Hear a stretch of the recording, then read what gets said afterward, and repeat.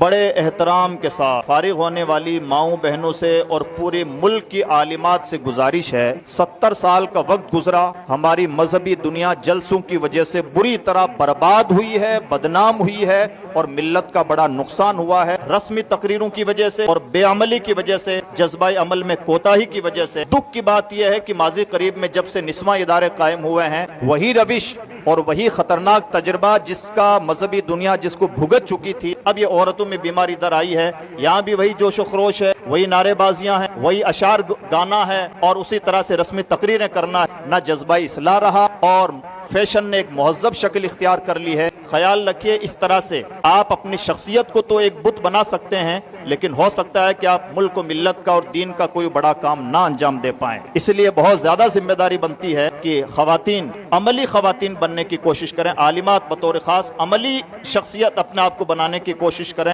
اور اس زمانے میں جس زمانے میں خواتین کثرت کے ساتھ ارتداد کا شکار ہو رہی ہیں اور اصلاح کی سب سے زیادہ ضرورت، بے شک سب کو اصلاح کی ضرورت ہے، لیکن اگر تناسب دیکھا جائے تو مردوں کے مقابلے میں عورتوں میں زیادہ اصلاح کی ضرورت ہے، لیکن اس سلسلے میں مرد اصلاح کرنے میں جتنے ناکام ہیں، عورتیں اس سے زیادہ ناکام ہیں اگر ناکامی اور کامیابی کا ریشو دیکھا جائے۔ اس لیے عالمات کی ذمہ داری اور دو چند ہو جاتی ہیں۔ امید کرتا ہوں اپنے بہنوں سے کہ وہ صرف خطیبہ نہیں بنیں گی، مقررہ نہیں بنیں گی، صرف تقریریں پروسنے والی نہیں بنیں گی، بلکہ جذبہ اصلاح کے ساتھ داعیانہ مزاج کی دردمند خواتین بنیں گی اور جہاں کہیں بھی رہیں گی ملت کی مناسب رہنمائی کریں گی۔ اللہ میں شعور بھی عطا فرمائے اور یہ توفیق خیر بھی عطا فرمائے۔